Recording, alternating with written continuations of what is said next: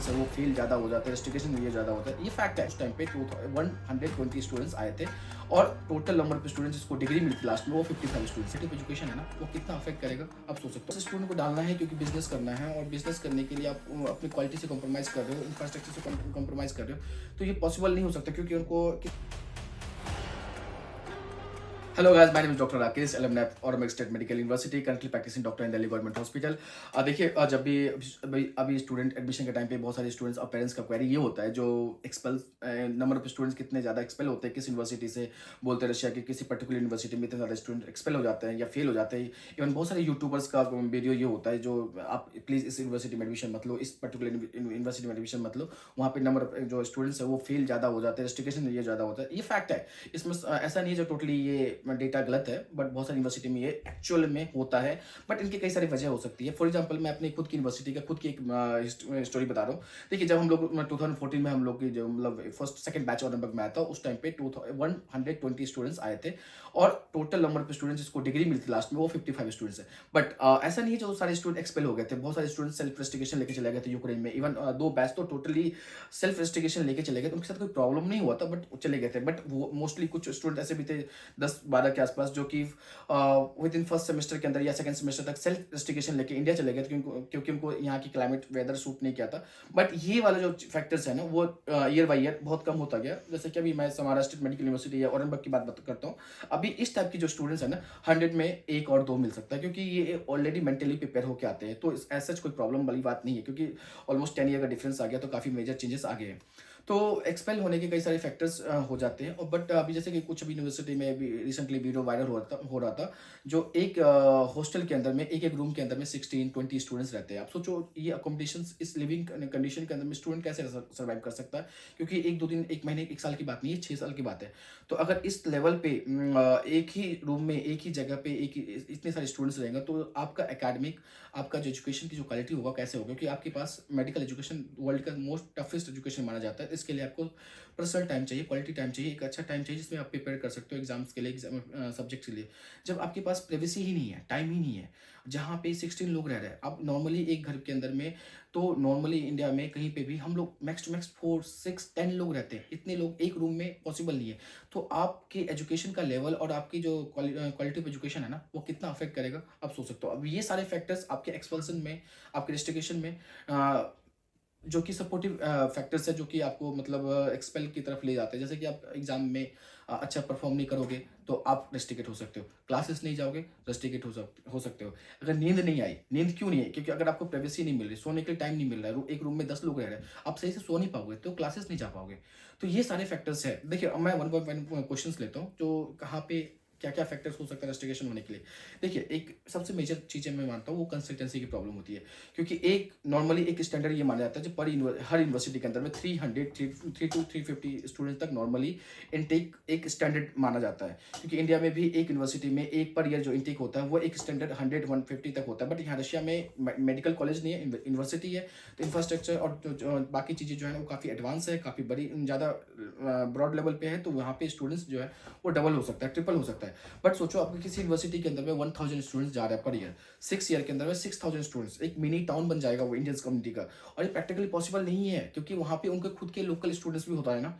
जैसे for example Aurangabad में या बशकीर की बात करते हैं, बशकीर में 1000 स्टूडेंट्स पर लास्ट 2-3 ईयर से जा रहे थे।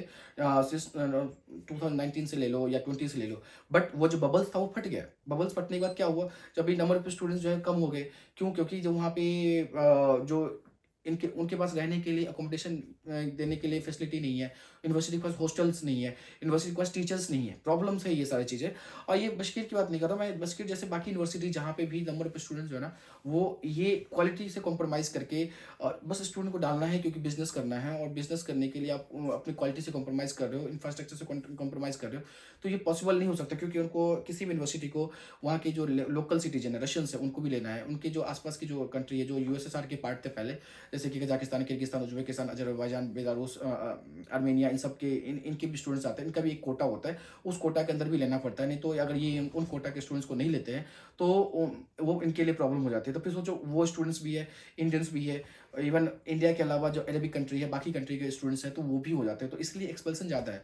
अब ये प्रॉब्लम आपको ऐसी यूनिवर्सिटी में देखना होगा जहाँ पे स्टूडेंट जो है पर ईयर इनटेक जो है वो 300 से ज़्यादा हो रहा है। तो प्लीज़ आप इस चीज़ को कंसिडर कीजिए, एक अच्छी क्वालिटी, एक अच्छी क्वालिटी एजुकेशन आपको, जहाँ पे क्वांटिटी कम हो, स्टूडेंट्स की जो क्वांटिटी नंबर ऑफ स्टूडेंट्स है वो कम होता है ना, तो वहाँ पे क्वालिटी अच्छा मिलता है।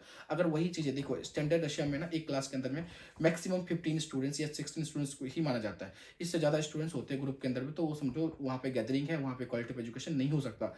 क्योंकि मेडिकल एजुकेशन में ना आपका क्लिनिकल एक्सपोजर होना और पेशेंट से इंटरेक्ट होना ज़्यादा इंपॉर्टेंट है। अगर सोचो आपकी क्लासेस में 2-2, 3-3 ग्रुप को मर्ज कर दिया जाता है, 40 स्टूडेंट, 50 स्टूडेंट्स है, तो आपके पास उतना ही कम क्लिनिकल एक्सपोजर मिलेगा और उतना ही कम अटेंशन टीचर का मिलेगा आपके ऊपर में। क्योंकि जो अटेंशन है ना, अगर आपको कैडेवर पे आपको कुछ दिखा रहे टीचर, अब वहाँ पे 16 स्टूडेंट है या 10 स्टूडेंट्स है, तो आप इजिली आपके लिए विजुअल होगा, हर चीज़ समझ सकते हो आप। लेकिन वही 40 स्टूडेंट्स है जो रो के पीछे है, उनको क्या समझ में आने वाला है? अगर उनको समझ में नहीं आया तो क्या क्लास में क्या परफॉर्म करेगा, उसकी एकेडमी कैसे हो सकती है? एक और चीज़ है जो कि थोड़ा सा कॉन्ट्रोवर्शियल है, डिग्री। एक यूनिवर्सिटी कितने डिप्लोम दे सकता है पर ईयर में? अगर उनके पास कैपेसिटी है पर ईयर डिप्लोम देने की 300 है या 120 है या 400 है, और उनके पास स्टूडेंट है 1000 इनटेक फर्स्ट ईयर में, तो वो 600 स्टूडेंट का क्या है? वो कहाँ जाएंगे? तो वो either first, second, third, fourth year में धीरे धीरे निकाल दिया जाएगा, क्योंकि उनको तो डिग्री तो 400 ही देना है ना। तो इसलिए एक ये भी बहुत इंपॉर्टेंट फैक्टर है, तो प्लीज़ आप इस चीज़ को कंसिडर कीजिए। देखिए, एक और चीज़, 2021 18 नवंबर को जो एनएमसी की गाइडलाइंस आया था, उसमें साफ-साफ लिखा हुआ है यू कांट टेक ट्रांसफर। इसलिए गाइस प्लीज़, कोई भी स्टूडेंट्स है, प्लीज़ आप इस चीज़ को दिमाग में बैठा लीजिए। अगर आप जो भी यूनिवर्सिटी सेलेक्ट कर रहे हो ना, 100% सोच के दिमाग में डाल के कर लो, क्योंकि आपके पास ऑप्शन नहीं है ट्रांसफर लेने के लिए। पहले ट्रांसफर के लेने का ऑप्शन था, अब नहीं है। अब जहाँ भी एडमिशन लोगे आपको डिग्री वहीं से लेनी है। आप एक्सपेल होते हो, दोबारा आपको वहीं जाना पड़ेगा। दोबारा एक्सपेल हो गए, आपको वहीं जाना है। क्योंकि अब एनएमसी ने साफ-साफ क्लियर कट बोल दिया है, आप कहीं भी ट्रांसफर लेके नहीं जा सकते, आपकी डिग्री इनवैलिड हो जाएगी। तो प्लीज़ आप एडमिशन लेने से पहले एक अच्छे से सोच लो, टाइम लो, जो कौन-सी यूनिवर्सिटी जाना है, जहाँ पे क्राउड नहीं है, जहाँ पे ओवर क्राउडेड नहीं है, जहाँ पे इंफ्रास्ट्रक्चर, क्वालिटी ऑफ एजुकेशन से कॉम्प्रोमाइज़ नहीं करना पड़ेगा, ऐसी यूनिवर्सिटी को सिलेक्ट कीजिए। देखिए, सेकंड एक और चीज़ है जो कि बहुत इंपॉर्टेंट है, आपको कंसीडर करना चाहिए, पैकेज। पैकेज में एक अपने आप में बहुत बड़ा स्कैम है। मैंने अपने लास्ट 2 वीडियो पहले मैंने बताया था।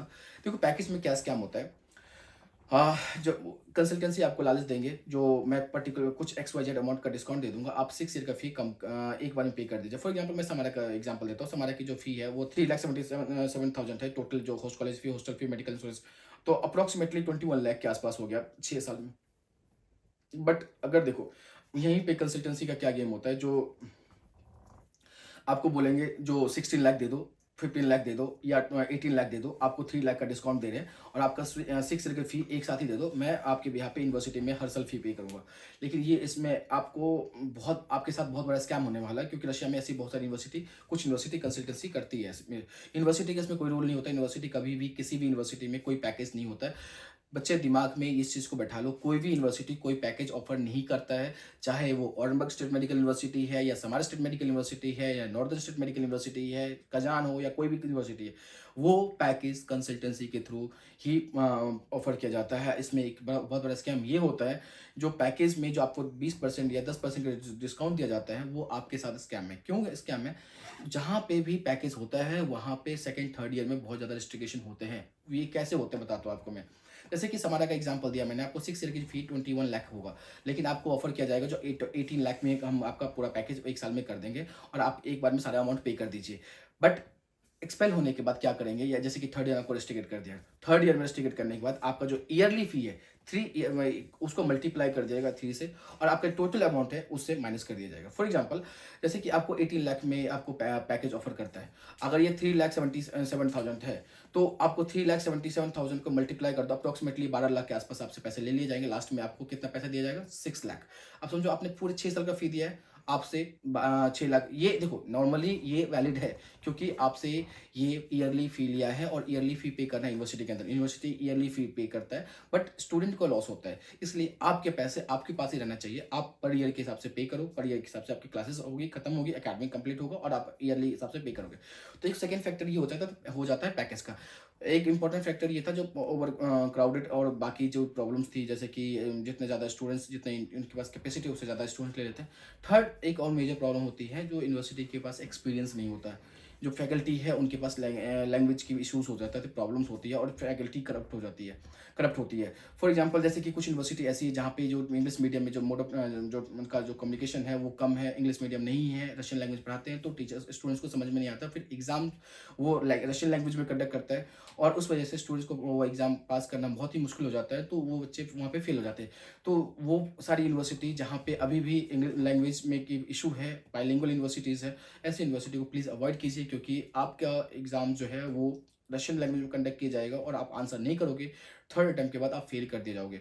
तो ऐसे यूनिवर्सिटी को प्लीज़ कंसिडर कीजिए। और भी बहुत सारे फैक्टर हो सकते हैं, जैसे कि आपका डिसिप्लिन, आपका एकेडमिक परफॉर्मेंस। डिसिप्लिन देखो, रशिया में रेस्ट्रिक्शन होने के 3 वार्निंग के बाद ही रेस्ट्रिक्शन होता है, चाहे आप डिसिप्लिन में हो जाते हो या आपका एकेडमिक होता है, तो उसको रशिया में वीगावार बोलते हैं। तो अगर आप डिसिप्लिन में थर्ड वार्निंग मिलने के बाद आप एक्सपेल हो जाते हो, तो विद इन 1 ईयर के अंदर में अगर अगर आपके पास 3 वीगावार आ जाता है, तो आप नेचुरली यूनिवर्सिटी से एक्सपेल हो सकते हो। या एकेडमिक में आपको 3 वीगावार मिल जाता है, तो आप यूनिवर्सिटी से एक्सपेल हो सकते हो। अब डिसिप्लिन के कई सारे रूल्स और रेगुलेशंस होते हैं, यूनिवर्सिटी टू यूनिवर्सिटी वेरी करता है। इस पे डिपेंड करता है, जो आप कंसल्टेंसी कैसे काम करती है, कैसे वहाँ पे सर्विस दे रही है, इस पे भी ये फैक्टर डिपेंड करता है। तो ये सारे फैक्टर्स हैं एक्सपेल होने के लिए। तो प्लीज़ अभी एनएमसी के गाइडलाइंस के अकॉर्डिंग, मैं अगेन रिपीट करता हूँ, आप ट्रांसफ़र नहीं ले सकते हैं, तो इसलिए आप वही यूनिवर्सिटी सेलेक्ट कीजिए जहाँ पे आप 6 साल तक पीसफुली, शांति से, अच्छे से अपनी एकेडमिक और एजुकेशन को कंप्लीट कर सकते हो, और आप अपना लाइसेंस, आपकी डिग्री आपको इजीली आपको मिल जाए विदाउट एनी प्रॉब्लम। और एनएमसी गाइडलाइंस के अकॉर्डिंग आप जिस यूनिवर्सिटी से, जिस कंट्री से आप एडमिशन ले रहे हैं, उस कंट्री में आपको लाइसेंस भी देना चाहिए, मिलनी चाहिए। ये चीज़ें भी इंपॉर्टेंट है। तो guys thank you so much, मिलते हैं नेक्स्ट वीडियो में। अगर फर्दर इस टॉपिक के रिगार्डिंग कोई भी क्वेरी या कोई क्वेश्चंस हैं एक्सपेंशन के बारे में या यूनिवर्सिटी के बारे में, तो प्लीज़ आप अपने कमेंट सेक्शन में कमेंट कर दीजिए। मैं नेक्स्ट वीडियो में कोशिश करूँगा आपके क्वेश्चंस को आंसर करने का। थैंक यू सो मच, मिलते हैं नेक्स्ट वीडियो में।